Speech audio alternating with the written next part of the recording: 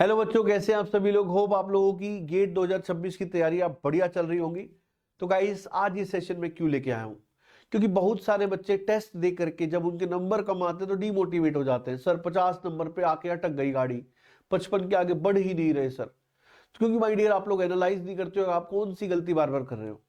तो ये सेशन में इसलिए लेके आए क्योंकि पेपर के बाद बहुत बार ऐसा होता है कि हमें लग रहा होता है कि ये बच्चा तो टॉप 100 में रैंक लेके आएगा, ये बच्चा तो टॉप 10 में रैंक लेके आएगा, लेकिन बाद में जब रिजल्ट आता है तो पता चलता है कि उसका रैंक ट्रिपल डिजिट, जहां सिंगल डिजिट होना था ट्रिपल डिजिट हो गया, जहां डबल डिजिट होना था वो 4 डिजिट में चला गया।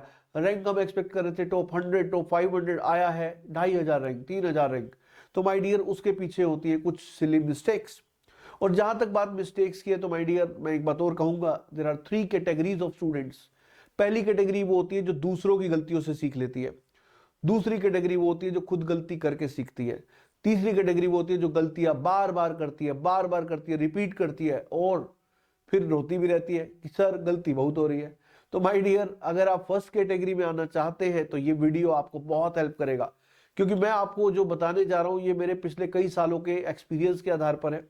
क्योंकि जब भी बच्चे रिजल्ट लाते हैं या पेपर नंबर लेके आते हैं या फिर पेपर दे के आते हैं तो बताते हैं, शेयर करते हैं टीचर्स के साथ, सर ये गलती हो गई।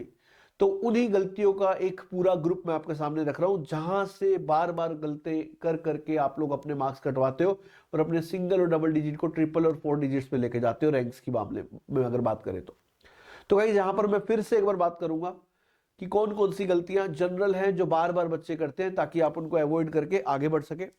तो सेशन की शुरुआत करते हैं, तो भूल कर भी ये गलती मत करिएगा जो मैं आज बताने जा रहा हूं आपको। These are my subjects which I take, some TOM MD industrial production. This is my Telegram channel detail, mechanical by Dheeraj Sardana. आप इसको ज्वाइन करके बहुत सारे बेनिफिट ले सकते हैं। बहुत सारे वीडियोस के लिंक, बहुत सारे कंटेंट जैसे कि क्वेश्चंस, हैंड रिटन नोट्स, सब मिलते हैं आपको। अब माय डियर, सबसे पहली मिस्टेक जो मैंने स्टूडेंट्स की देखी है वो है value of acceleration due to gravity. तो आप बोलेंगे सर इसमें क्या बात है, तो मैं आपको बताना चाहता हूं कि आप देखना कि एग्जामिनर क्वेश्चन में मेंशन करता है टेक जी एज 10 मीटर पर सेकंड स्क्वायर, और मैं हमेशा ये कहता हूं कि जिस क्वेश्चन में वो ये मेंशन नहीं करता तो आप जी की सही वाली वैल्यू ही लीजिए, 9.81 मीटर पर सेकंड स्क्वायर। तो बच्चे बोलते हैं सर बहुत ज्यादा फर्क नहीं आता है, वो तो ऑप्शंस देख के पता चल जाता है। मैंने कहा आपकी बात बिल्कुल सही है, क्योंकि एमसीक्यूज में जो 4 ऑप्शंस होते हैं वो जनरली इतने पास पास नहीं होते कि भाई अगर मैं 9.81 की जगह 10 लूंगा तो भी मेरा आंसर नियर बाय आ जाएगा। तो माय डियर, प्रॉब्लम होती है एनएटीज के अंदर, जो मैं आपको एक्सपीरियंस शेयर कर रहा हूं। One of my student, he have done this mistake in 2014 GATE. 3 questions में वो इस तरह की गलती करके आया था। तो एनएटी के अंदर अगर आपने 9.81 ले लिया तो देर आर चांसेस कई बार हमारे आंसर जो है वो आउट ऑफ रेंज जा सकते हैं, क्योंकि कई बार हम वैसे भी कैलकुलेशन छोटा करने के लिए 1 डिजिट तक ही जाते हैं। अगर हम 3 डिजिट तक जाएं तो हमारे गलती के चांस बहुत कम हो सकते हैं, लेकिन फिर भी हम कई बार गलती कर देते हैं। तो to avoid this I would like to say, अगर एग्जामिनर जी को 10 लेने को नहीं बोल रहा है और आप एनईटी अटेम्प्ट कर रहे हो तो go with the real values, so that अगर कोई एनईटी में आप आंसर कोई भी रेंज के बाहर नहीं जाए। चलिए बढ़ते हैं अगली मिस्टेक की तरफ। Second mistake is going to be related to ratio of support reaction for gyroscopic case. तो मैं आपको बता देता हूं, जैसे मेरे पास मान लो एक बीम है और यहां पर अगर एक सपोर्ट इस तरीके से है और दूसरा सपोर्ट इस तरीके से है, तो मान लो यहां पर एक इस तरीके से कपल लगा हुआ है, तो आपको पता है इस कपल के कारण जो सपोर्ट रिएक्शन आती है, अगर आप दोनों की दोनों ही रिएक्शंस को ले लेते हैं ऐसे ऊपर की तरफ, if you take these reaction like this, इधर और इधर, so this is R A, this is R B. तो जब आप इस आर ए को कैलकुलेट करते हो it comes out to be minus M by L, और आर बी को कैलकुलेट करते हो it comes out to be plus M by L. तो आर ए और आर बी जब आप कैलकुलेट करते हो तो माइनस एम बाई एल और plus M by L type की वैल्यूज आपके पास आ जाती है। आप बहुत अच्छे से जानते हो यहाँ पे माइनस का मतलब होता है कि मानी हुई डायरेक्शन सही नहीं है ना, लेट अस से यही होता है कि मानी हुई डायरेक्शन सही नहीं है। लेकिन प्रॉब्लम है यही कॉन्सेप्ट जब यूज होता है गायरोस्कोप के अंदर। तो गायरोस्कोप में कैसे क्वेश्चन पूछा गया था कि मेरे पास ये एक बियरिंग है, मेरे पास ये दूसरी बियरिंग है, और इसके बीचों बीच एक रोटर लगा हुआ है ना, और आपको ये बोल दिया गया था भाई ये शाफ्ट घूम रहा है और प्रिसीजन होगा तो आपको पता है गायरोस्कोपिक कपल भी आएगा। तो एज ए रिजल्ट जब हमने इसको सिंपली सपोर्टेड बीम की तरीके से शो किया तो हमने लिखा एक तो लोड डब्ल्यू आ रहा है और एक ऐसे बेंडिंग कपल आ रहा है। ये बेंडिंग कपल किसके बराबर होता है, आई ओमेगा ओमेगा पी के। क्योंकि ये गायरोस्कोपिक कपल है। अब ये जो लोड और कपल आया, अगर आप इसका इफेक्ट देखोगे तो यहां पर जो सपोर्ट रिएक्शन आएगी RA वो आएगी W/2 और प्लस I ओमेगा, ओमेगा भी प्लस या माइनस, माइनस आएगी। क्यों? क्योंकि आपने अभी देखा ये ऐसे है और ये भी ऐसे है, मतलब ये फोर्स भी ऐसे लेके जाना चाह रहा है, कपल भी ऐसा लेके जाना चाह रहा है। जब दोनों सेम सेंस में लेके जाना चाहते हैं तो वैल्यू माइनस आती है, तो here you would be getting the minus sign I omega, omega P. और अगर I omega, omega P magnitude में बड़ा रहा, जो जनरली रहता है, तो ये रिएक्शन नेगेटिव आएगी। नेगेटिव मतलब मानिव डायरेक्शन गलत, क्योंकि ये जो सपोर्ट है ये रिएक्शन ऐसे भी दे सकता है, ऐसे भी दे सकता है, बेस्ड ऑन रिक्वायरमेंट। और यही जब आप यहां पर देखेंगे तो ये वाला कपल ऐसे नीचे ले जाना चाह रहा है, फोर्स ऊपर ले जाना चाह रहा है, अपोजिट के लिए साइन प्लस आता है, तो माय डियर साइन प्लस आएगा। यहां पर आप लिखोगे तो W/2 plus I omega, omega P. अब ये वैल्यू पॉजिटिव आने वाली है।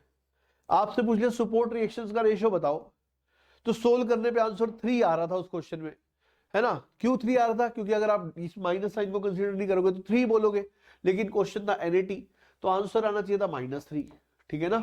तो अब वहां पर जैसे MCQs में आप ऑप्शन देखोगे ना 3 और -3, तो आपका माथा जरूर काम करने लग जाएगा कि अरे 2 ऑप्शन दे रहा है तो इसके पीछे कुछ राज हो सकता है। लेकिन NAT में तो हम जल्दी जल्दी में 3 लिखाते हैं, और ये गलती हमारे 2 मार्क्स जो आने वाले थे वो तो जाते ही जाते हैं पोटेंशियल, और इसके साथ ही 1/3 ऑफ द टोटल मार्क्स दे के चले जाते हैं। तो जहां पे 2 नंबर आने थे वहां पर 0.66 चले गए, पोटेंशियल लॉस हुआ -2.66 मार्क्स, जो कि बहुत बड़ा लॉस है। 100 नंबर के पेपर में लगभग 2.5% आपने कटवा दिए। चलिए देखते हैं आगे। नेक्स्ट माय डियर हम बात करते हैं अगली गलती, units in which questions is asking. आपसे पूछा जाता है बताइए length of beam in mm कितनी होगी, length of beam in meter कितनी होगी। आपसे पूछा जाता है हीट इन किलो जूल्स बताइए, पावर इन किलोवाट्स बताइए। तो जब भी आपसे इस तरह की चीजें पूछी जाए तो यूनिट्स का जरूर ध्यान रखें। जैसे कई बार वेल्डिंग में आपसे पूछ लेगा, एफिशिएंसी के क्वेश्चंस के अंदर कभी कभी पूछ लेते हैं बताओ हीट इनपुट इन जूल्स क्या होगी, समझ रहे हो। हीट ट्रांसफर में पूछ लेते हैं बताओ पावर या हीट ट्रांसफर इन मेगावाट क्या होगा। तो वहां पर इस बात का ध्यान रखें, क्योंकि ऑप्शन में वो वोट के हिसाब से भी दिया होगा, किलोवाट के हिसाब से भी दिया होगा, मेगावाट के हिसाब से भी। ऑप्शन में भी देख करके एक बार आदमी सोच लेता है, पर NAT में ये गलतियां ज्यादा होती हैं। तो क्वेश्चन सोल्व करने से पहले जरूर देखें कि कौन सी यूनिट्स में आपसे जवाब मांगा गया है, ठीक है। Next mistake is note word is used. जैसे कई बार आपसे पूछता है which of the following statement is not correct, हम नोट वर्ड को इग्नोर कर देते हैं और करेक्ट देखने लग जाते हैं। और अगर हमारी नॉलेज उस टॉपिक पर थोड़ी सी है तो हमें एक आधा ऐसा पॉइंट मिल भी जाता है जो हमें पता होता है कि ये करेक्ट है, बाकियों के बारे में हम जानते नहीं है, तो हम मान लेते हैं कि यही सही है और ये गलती हो जाती है। तो ये जरूर पढ़े करेक्ट है या नॉट करेक्ट है। और आजकल तो MSQ का जमाना है, तो इस तरह के क्वेश्चंस बहुत ज्यादा आने के चांस होते हैं। तो कोई भी क्वेश्चन जब आप अटेम्प्ट करें इस बात का ध्यान रखें, ठीक है। MSQ आप अटेम्प्ट कर ही तभी सकते हो जब उस टॉपिक के बारे में पूरी नॉलेज हो, क्योंकि 4 में से अगर 3 सही और आप 2 करके आए तो नंबर 0 ही मिल रहे हैं, ठीक है। चलिए देखते हैं आगे। नेक्स्ट इज हम बात करते हैं, एक टर्म होती है रेजिलियंस, एक होती है प्रूफ रेजिलियंस, एक होती है मॉडुलस ऑफ रेजिलियंस। देखो यार, अगर मेरे पास ये एक स्ट्रेस स्ट्रेन डायग्राम है, सॉरी ये एक लोड डिफॉर्मेशन डायग्राम है, तो इसका एरिया हमको स्ट्रेन एनर्जी देता है। अगर आप यहां तक लोड करते हो तो ये एरिया स्ट्रेन एनर्जी है, ठीक है। इलास्टिक लिमिट तक कहीं तक भी लोड करते हो आप, तो ये जो एरिया है इसको जो स्ट्रेन एनर्जी तो हमेशा ही बोलते हैं, लेकिन अगर इलास्टिक लिमिट तक लोड करते हो तो इस स्ट्रेन एनर्जी का नाम होता है रेजिलियंस। तो यहां इस एरिया को आप बोल सकते हो ये रेजिलियंस है, और ये किसके बराबर होगा, half into P into delta के। स्ट्रेस स्ट्रेन की टर्म्स में लिखोगे तो half into stress into strain into volume के, मतलब ये वॉल्यूम पे भी डिपेंड करता है। तो अगर लोडिंग इलास्टिक लिमिट तक है तो इसको रेजिलियंस ही बोलते हैं, लेकिन अगर ये लोडिंग इलास्टिक लिमिट तक है और आप रेजिलियंस बोल रहे हो, तो जब मैं बोलूंगा कि मैं एग्जैक्टली इलास्टिक लिमिट पे होऊंगा तो उस समय पे तो एनर्जी मैक्सिमम हो जाएगी, उस मैक्सिमम एनर्जी को बोलते हैं proof resilience. This is the maximum value of resilience, maximum value of resilience. पर ये दोनों ही हमको strain energy stored by body बताता है, ये दोनों ही हमको strain energy stored by body बताता है। लेकिन modulus of resilience is something strain energy per unit volume, this is nothing but strain energy per unit volume. ये हमको बताता है strain energy per unit volume. So this is strain energy per unit volume stored by the body, stored by the body, ठीक है ना। तो modulus of resilience is strain energy per unit volume, या आप कह सकते हो strain energy stored bye a point. और इसके एक्सप्रेशंस आते हैं half into sigma into epsilon या सिग्मा स्क्वायर बाय 2e। तो यहां पर एक कंफ्यूजन होता है रेजिलियंस, प्रूफ रेजिलियंस और मॉडुलस ऑफ रेजिलियंस में, तो ये कंफ्यूजन भी मैंने आपका दूर कर दिया। Next is thermal stresses. Thermal stress में हम किस तरह की गलती करते हैं, कई बार हमें फ्री एक्सपेंशन का केस दिया जाएगा, ठीक है, ये फ्री एक्सपेंशन होता है, ये सब लोग पहचान जाते हैं, लेकिन कई बार आपको ऐसे भी दिया जा सकता है कि ये बार है, एक साइड से फिक्स दूसरी साइड से फ्री, ये दोनों ही फ्री एक्सपेंशन है, और जब भी फ्री एक्सपेंशन होगा तो my dear thermal stresses zero के बराबर होंगी। मतलब इन दोनों ही केसेस में आप बोलेंगे कि स्ट्रेस आएगी नहीं, क्योंकि स्ट्रेन को कोई रोक ही नहीं रहा, जब तक स्ट्रेन को रोका नहीं जाता स्ट्रेस आती नहीं है, ठीक है ना, यस और नो, क्लियर फॉर एवरीवन। और जब केस ऐसा आता है इस तरीके से और हमसे पूछा जाता है बताओ स्ट्रेस क्या होगी, तो हम बोल देते हैं थर्मल स्ट्रेस होगी। अब देखो ये सेशन का मजा तभी है जब आपको फॉर्मूले पता है, मैं फॉर्मूले थोड़ी डिराइव कर रहा हूं, पढ़ा थोड़ी रहा हूं, मैं आपको आपकी गलतियां बता रहा हूं। आपसे बोलेगा ई अल्फा डेल्टा टी, आप सोल्व करके दे दोगे। अब इस तरह के क्वेश्चन में ये जरूर देखना कि टेम्परेचर बढ़ रहा है या घट रहा है, क्योंकि अगर मान लेते हैं इसकी वैल्यू 144 आ जाती है, तो अगर टेम्परेचर बढ़ रहा है तो ये स्ट्रेस कंप्रेसिव होगी, आप बोलोगे -144, या फिर आप बोलोगे 144 कंप्रेशन, क्योंकि ऑप्शन में आपको पूछेगा कंप्रेसिव या टेंसाइल। और अगर डेल्टा टी कम हो रहा होगा, डेल्टा टी कम होगा तो ये सिकुड़ेगी, और ये सिकुड़ेगी तो सपोर्ट इसको खींचने के बारे में सोचेगा, और जब सपोर्ट इसको खींचेगा तो इसके अंदर टेंसाइल स्ट्रेसेस आएंगी। तो इस बात का आपको पता होना चाहिए, टेम्परेचर बढ़ रहा है तो कंप्रेसिव, टेम्परेचर कम हो रहा है तो टेंसाइल, क्योंकि ऑप्शन में दोनों मिलेंगे, टेंसाइल भी और कंप्रेसिव भी। और खास करके जब आप एनएटी कर रहे हो तो आपको इस चीज का ध्यान रखना ही है। Okay, thermal stresses. अगली जो चीज आती है वो है ग्रे कास्ट आयरन का श्रिंकेज अलाउंस। बहुत बार हम ये चीज सुन लेते हैं कि ग्रे कास्ट आयरन का बिहेवियर एक्सेप्शनल है, जो कि बिल्कुल सही है कि एक्सेप्शनल है।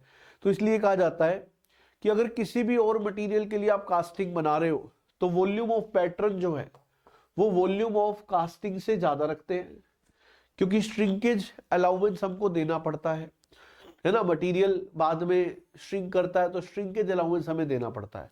और श्रिंकेज अलाउंस के लिए आपको कास्टिंग में एक बहुत प्यारा कर्व भी पढ़ाया जाता है। वो कर्व ऐसे होता है, पहले हीट किया है ना, फिर कूल हुआ ऐसे। तो जब ये कूल हो रहा है, रूम टेम्परेचर पे आ रहा है, तो ये होती है फर्स्ट स्टेज ऑफ श्रिंकेज, जिसको लिक्विड श्रिंकेज बोलते हैं। ये होती है सॉलिडिफिकेशन श्रिंकेज, ये होती है सॉलिड श्रिंकेज। तो आप पढ़ते हो कि इन दोनों के लिए तो हमारे पास राइजर है, इन दोनों के लिए तो राइजर है, और ये वाली जो तीसरे वाली श्रिंकेज यहां पे जो होती है, इसके लिए श्रिंकेज अलाउंस होती है। तो इनके लिए क्या होती है, श्रिंकेज अलाउंस। तो आपको ये कहा जाता है कि भाई क्योंकि जो ग्रे कास्ट आयरन है, ग्रे कास्ट आयरन जो है, ग्रे कास्ट आयरन उसका बिहेवियर थोड़ा सा अलग होता है। बाकी सारे मटेरियल होते हैं कॉन्ट्रैक्ट, ठंडे होते हुए, ग्रे कास्ट आयरन हो जाता है एक्सपेंड, जिसके लिए यहां पर वॉल्यूम ऑफ पैटर्न छोटा और कास्टिंग बड़ा। तो ये बिल्कुल गलत है, क्योंकि पहली बात तो जो ग्रे कास्ट आयरन का एक्सेप्शनल बिहेवियर है वो दूसरी फेज में है। इस वाली फेज में, मतलब जो फर्स्ट वन फेज में, वो पहले कॉन्ट्रैक्ट करता है, सेकंड में फिर एक्सपेंड करता है। तो जितना कॉन्ट्रैक्ट करता है उतना ही एक्सपेंड कर जाता है। तो इसलिए ये कह सकते हैं कि राइजर की जरूरत थोड़ी कम पड़ेगी। लेकिन जो थर्ड स्टेज का श्रिंकेज है वो तो बाकी मटेरियल्स के जैसा ही होता है, तो श्रिंकेज अलाउंस वहां पर भी वैसी ही होगी जैसी बाकी मटेरियल्स के अंदर है, तो वो वहां पर भी ऐसी होगी जैसे बाकी मटेरियल्स के अंदर है। ठीक है, तो अगर हम ऐसा कह रहे हैं, if you are saying like this, तो ये वैसी है, तो इसका मतलब कि वहां पर भी volume of pattern volume of casting से बड़ा ही होगा। तो ये बार 2 बार गेट चेक भी कर चुका है, 2008 2016 के अंदर क्वेश्चन आ चुके हैं ऑलरेडी, और उन्होंने सही आंसर उसको नॉर्मल किसी भी और मटेरियल जैसा ही मानते हुए दिया है। तो इस बात का आप थोड़ा सा ध्यान रखें, ये गलती ना करें। नेक्स्ट अगर हम देखेंगे, next is direction of truss member. जैसे मान लो मेरे को ऐसे एक ट्रस दी हुई है इस तरीके से, इस तरीके से, और ट्रस में आपसे ये पूछ लिया कि बताओ, ऐसे लोडिंग दे दी है मान लो, और आपसे बोल दिया इस वाले मेंबर में बताओ टेंशन होगी या कंप्रेशन। तो जब भी आप इस कंफ्यूजन में आ जाओ तो आपको पता है, ये तो पता लग जाता है क्वेश्चन सोल्व करके कि फोर्सेस जो इंटरनल जनरेट हुए वो अवे फ्रॉम द ज्वाइंट है या टुवर्ड्स द ज्वाइंट है, पर टेंशन कंप्रेशन आप फील नहीं कर पाते। तो आप इस मेंबर की जगह खुद को समझो। अगर कोई आपको दबा रहा होगा इस तरीके से, when someone will be compressing you, तो आप इस तरीके से रिएक्शन दोगे, है ना। जब आप कंप्रेशन में होगे तो you will give reaction like this towards the joint, है ना। और अगर आपको कोई खींच रहा होगा तो आप ऐसे अंदर की तरफ खींचने की कोशिश करेंगे। तो कहने का मतलब ये है कि जब कोई आपको कंप्रेस कर रहा होगा तो आप इस तरीके से रिएक्शन देंगे, इस तरीके से आपके अंदर इस तरीके से जनरेशन होगा रेजिस्टेंस का, means towards the joint like this, like this. तो इस तरीके का जब होता है टुवर्ड्स द जॉइंट, ये तब होता है जब मेंबर होता है कंप्रेशन में। तो this is when member is in compression. और जब होगा इस तरीके का रेजिस्टेंस ऐसे, भाई आपको कोई खींच रहा है तो आप रेजिस्ट ऐसे ही तो करोगे, तो this is going to be the tension. तो यहां पर कंफ्यूजन नहीं होना है, खुद को उस मेंबर की तरह समझो, या स्प्रिंग समझ लो, स्प्रिंग। अब इस स्प्रिंग को अगर कोई बाहर से खींच रहा है तो रेजिस्टेंस तो ऐसे आएगा ना, और अगर इस स्प्रिंग को कोई धक्का ऐसे कंप्रेस कर रहा है, ऐसे ऐसे कंप्रेस कर रहा है, तो resistance will come like this. समझ पा रहे हैं? तो this is how the things will work. I hope आप समझ गए होंगे, आई होप आप समझ गए होंगे। नेक्स्ट नेक्स्ट मिस्टेक्स, अगर स्ट्रेस आपके नेगेटिव आ जाए। आपने बहुत बार सुना कि जैसे मैंने आपसे कहा मेरे पास ये एक मेंबर है इस तरीके से, इस तरीके से, लेटर से ऐसे, ये 3 मेंबर है इस तरीके से। मैंने आपसे कहा मान लो यहां पे P फोर्स लग रहा है, यहां पे 5P लग रहा है। तो मैंने क्या किया, मैंने सपोर्ट रिएक्शन अपने हिसाब से मान ली इस डायरेक्शन में RA, और मान ली इस डायरेक्शन में RC। ये C पॉइंट है, ये A है। और जैसे मैंने ऐसे माना RA की वैल्यू नेगेटिव आ गई, तो माय डियर अगर कोई सपोर्ट रिएक्शन या फोर्स की वैल्यू नेगेटिव आ जाती है तो इसका मतलब होता है कि मानी हुई डायरेक्शन गलत है। बिल्कुल ठीक है ये बात, कि अगर मेरी ये वैल्यू और आनी है नेगेटिव, क्यों? क्योंकि नेट फोर्स इधर है और मैंने रिएक्शन भी इधर ले ली, रिएक्शन को तो अपोज करना पड़ेगा। तो अगर रिएक्शन नेगेटिव आ रही है इसका मतलब है एज्यूम्ड डायरेक्शन इज रॉन्ग, इसका मतलब होता है assumed direction is wrong, assumed direction is wrong. लेकिन माय डियर अगर स्ट्रेस नेगेटिव आ जाए तो उसका मतलब ये नहीं होता कि एज्यूम्ड डायरेक्शन होगा, उसका मतलब होता है स्ट्रेस कंप्रेसिव है, क्योंकि आप एक को टेंसाइल मानोगे तो एक को कंप्रेसिव मानोगे। तो इस चीज का ध्यान रखना है कि जो नेगेटिव आ रहा है वो लोड आ रहा है कि स्ट्रेस आ रही है। क्लियर और not? This is a very very important point. Next my dear जो गलती बच्चे करते हैं वो है sign convention of slope and deflection में। तो sign convention of slope and deflection की जब हम बात कर रहे हैं तो स्लोप और डिफ्लेक्शन, आई फील आप सभी लोग अवेयर है इस चीज से कि हम जब SFD BMD स्लोप डिफ्लेक्शन की बात करते हैं तो लोड इंटेंसिटी से 1 डिग्री ज्यादा, है ना, SF, फिर SF से 1 डिग्री ज्यादा, BM से 1 डिग्री ज्यादा, स्लोप से 1 डिग्री ज्यादा होता है डिफ्लेक्शन। ये इनके बीच का रिलेशन होता है। तो स्लोप और डिफ्लेक्शन की जब हम बात करें तो इसके साइन कन्वेंशन में आपको बहुत ध्यान रखने की जरूरत है।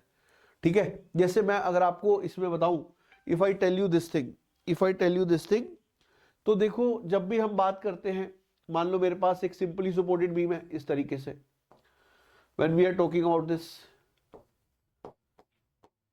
और अगर ये इस तरीके से डिफ्लेक्ट हो रही है तो जब आप स्लोप देखोगे इस साइड तो ये इस तरीके से आ रहा है, दिस इज एंटी क्लॉकवाइज। और अगर यहां पे टेंजेंट लोगे तो slope will be coming clockwise. Generally हम एंटी क्लॉकवाइज को पॉजिटिव लेते हैं और क्लॉकवाइज को नेगेटिव लेते हैं। क्यों? क्योंकि हमारा साइन कन्वेंशन होता है फर्स्ट क्वाड्रेंट पॉजिटिव। तो फर्स्ट क्वाड्रेंट पॉजिटिव के साथ ये आता है, अगर आप थर्ड क्वाड्रेंट पॉजिटिव ले लोगे तो क्लॉकवाइज पॉजिटिव हो जाएगा। तो इस बात का ध्यान रखना है कि भाई साइन कन्वेंशन, क्योंकि हम सोच लेते हैं कि दोनों का मैग्नीट्यूड तो बराबर है, but yes there is a difference in the direction. तो इस बात का पूरा पूरा ध्यान रखेंगे। Are you getting it? समझ पा रहे हैं कि नहीं? Are you getting it?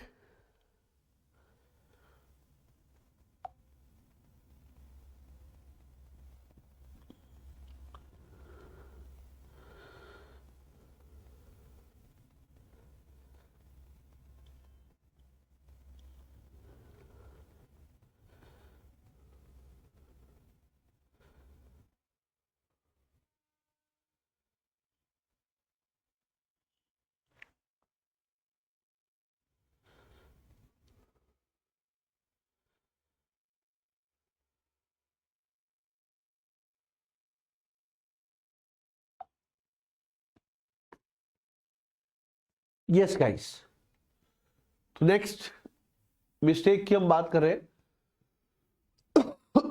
देखिए, स्ट्रेन एनर्जी का फॉर्मूला जब हम टोर्शन के लिए देखते हैं,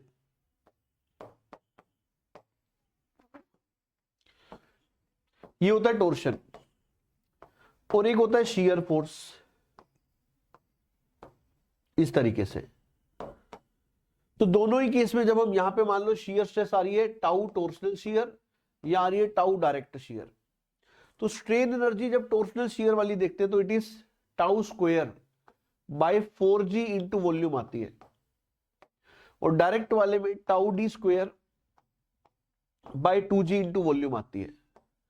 तो इसमें भी आपको कंफ्यूज नहीं होना है, ये देखना है कि वो कौन से वाली पूछ रहा है, वो शियर फोर्स की पूछ रहा है या ट्विस्टिंग मोमेंट की पूछ रहा है। तो जिसकी भी पूछ रहा होगा आपका आंसर उसी के हिसाब से आएगा, तो इस बात का पूरा पूरा ध्यान आपको रखने की जरूरत है, ठीक है। नेक्स्ट हम बात करेंगे, next mistake is shear stress. जैसे मैं आपको बता दूं, अगर हम शियर स्ट्रेस की बात करते हैं तो शियर स्ट्रेस किसी भी बीम के लिए हर जगह सेम नहीं होती। अगर हम देखेंगे तो यहां पे ऐसे पैराबोलिक वेरिएशन आते हैं, यहां पर हमको मैक्सिमम वैल्यू मिलती है जो होती है 3/2 टाउ एवरेज। तो अगर आपसे शियर स्ट्रेस कहीं भी पूछी हुई है तो आपको जनरल फॉर्मूले से निकालनी होती है, जो कि होता है SAY बार बाय INAB। तो जब हम बात करते हैं शियर स्ट्रेस की तो सीधा फोर्स बट एरिया मत कर देना, ये मशीन डिजाइन में स्प्रिंग जैसे एलिमेंट्स पे तो चल जाता है एवरेज स्ट्रेस से काम, पर बीम्स पर नहीं हो पाता है। तो मैं आपको ये पढ़ा नहीं रहा हूं, ये सेशन पढ़ाने के लिए नहीं, आपको गलतियां बताने के लिए कि किस तरह की गलती हम करते हैं, ठीक है। अब यहां पर जो मैक्सिमम है टाउ मैक्स वो 3/2 टाउ एवरेज है, पर जो टाउ एवरेज है वो डिफरेंट डिफरेंट एरिया के लिए अलग अलग होगा। जैसे इसके लिए टाउ एवरेज होगा शियर फोर्स बटे BD, सर्कुलर एरिया होता तो शियर फोर्स बटे पाई R स्क्वायर। समझ पा रहे हैं? तो इस बात की भी ध्यान रखिएगा। नेक्स्ट जब हम बात करते हैं तो इंजीनियरिंग मैकेनिक्स में इक्वेशंस ऑफ मोशन जो होती है वो सिर्फ तभी एप्लीकेबल होती है जब एक्सेलरेशन कांस्टेंट हो, फोर्स कांस्टेंट हो। अगर एक्सेलरेशन चेंज हो रहा है टाइम के साथ तो आप इक्वेशन ऑफ मोशन नहीं लगा सकते। जैसे आपने कहा v = u+at, तो ये तभी वैलिड है जब एक्सेलरेशन कांस्टेंट है, नहीं तो आप एक्सेलरेशन बराबर dv/dt से ही आगे बढ़ सकते हो बस। ये ऑलवेज वैलिड है, पर ये कब वैलिड है? जब एक्सेलरेशन कांस्टेंट है। तो अगर आपको इस तरह का रिलेशन चाहिए है तो आपको ये देखना पड़ेगा फोर्स जो लग रहा है वो वेरिएबल तो नहीं है। ये बहुत ही काम की बात मैंने आपको बताई। नेक्स्ट अगर हम बात करें तो रिडंडेंट मोशन में भी बहुत सारी दिक्कतें बच्चों को फेस करनी पड़ती है। जैसे मैं आपको बोलूं, अगर मेरे पास ये कैम है, ठीक है, if this is a cam और ये एक फॉलोवर है, दिस इज अ फॉलोवर, तो अगर आप यहां पर इस फॉलोवर के रोटेशन की बात करो तो ये एक रिडंडेंट मोशन है, क्योंकि इसके होने ना होने से कोई फर्क नहीं पड़ता। जैसे डिग्री ऑफ फ्रीडम की हम बात करें तो फॉर्मूला आएगा 3 × L-1 - 2J -H - FR। तो इस केस में ये वाला जो रोलर का मोशन है वो एक रिडंडेंट डिग्री ऑफ फ्रीडम है, और उसको मेरे को सब्ट्रैक्ट करना पड़ेगा सही आंसर लाने के लिए, क्योंकि ये मोशन से पूरे मैकेनिज्म के मोशन में फर्क नहीं पड़ता। लेकिन अगर यही चीज ऐसे आ जाए लाइक दिस, अब अगर ये रोलर हुआ रोटेट तो ये आगे जाएगा पूरा system, and here this is not a redundant degree of freedom. तो इस चीज का ध्यान रखना है वो किस क्वेश्चन में पूछ रहा है। तो गाइस मैंने यहां पर आपको काफी सारी कॉमन मिस्टेक्स दिखाने की कोशिश करी, ठीक है। जैसे मैं आपको और भी दिखा सकता हूं, देयर आर मैनी, मैंने तो इसकी पूरी लिस्ट बना रखी है, और आप कहेंगे तो मैं मतलब ऐसी 50 और गलतियां भी बता सकता हूं जो आप रेगुलर करते हैं, बट ये मोस्ट कॉमन वाली है जो हर बच्चा करता है।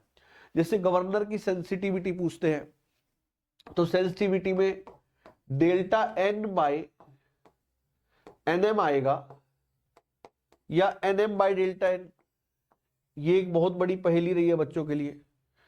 तो यार देखो, जब भी इस पर भूल जाओ तो आप ये चीज ध्यान रख सकते हो कि अगर चेंज इन स्पीड ऑलमोस्ट 0 हो जाएगा तो गवर्नर तो बहुत ही सेंसिटिव हो जाएगा। तो ऑब्वियस सी बात है यही वाली डेफिनेशन सही समझ में आती है, यस और नो? तो this is going to be the right definition अगर हम बात करते हैं सेंसिटिविटी की। नेक्स्ट अगर हम बात करते हैं ओमेगा एन और FN, वाइब्रेशंस में बहुत ध्यान रखो, Fn पूछा है या ओमेगा एन, क्योंकि ओमेगा एन आने के बाद Fn के लिए एक स्टेप और होता है और Fn होता है ओमेगा एन बाई 2 पाई। अब ये अगर कॉन्सेप्चुअल क्वेश्चन है तो आप बिल्कुल ऑप्शन देख के बता सकते हो, लेकिन अगर बाय चांस ये क्वेश्चन एनएटी है, आपसे पूछा फ्रीक्वेंसी इन हर्ट्ज और आप 2 पाई से डिवाइड करना भूल गए, तो चीजें गड़बड़ा जाएंगी। नेक्स्ट जो गलती हम करते हैं यहां पर, जब v equals to R omega sine theta plus sine 2 theta by 2n होता है, इन्हीं फॉर्मूलोस को यूज करना होता है।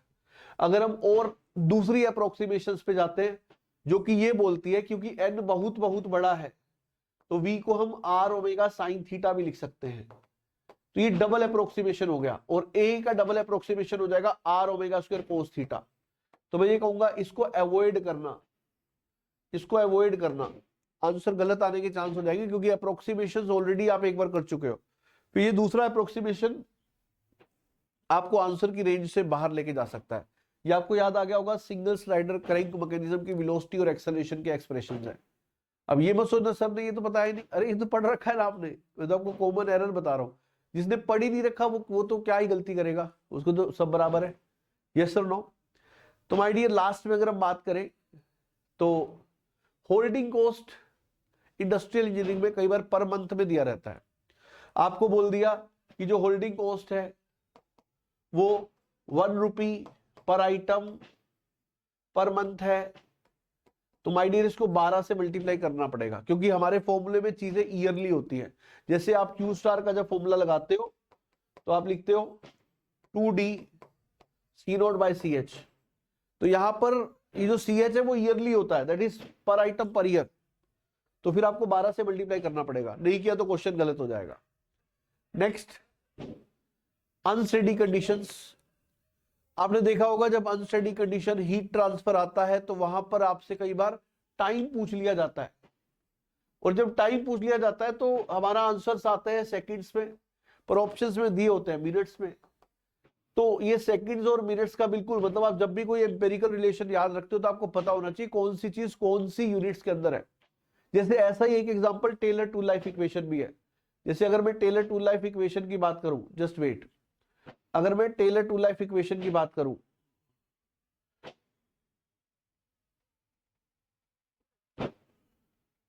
अगर मैं टेलर टू लाइफ इक्वेशन की बात करूं तो टेलर टू लाइफ इक्वेशन में जब v t to the power n बराबर कांस्टेंट करते हैं तो यहां वेलोसिटी होती है मीटर पर मिनट में, टू लाइफ होता है मिनट में, तो अगर कभी सेकंड में दिया है तो उस तरीके का कन्वर्जन आपको करना पड़ेगा।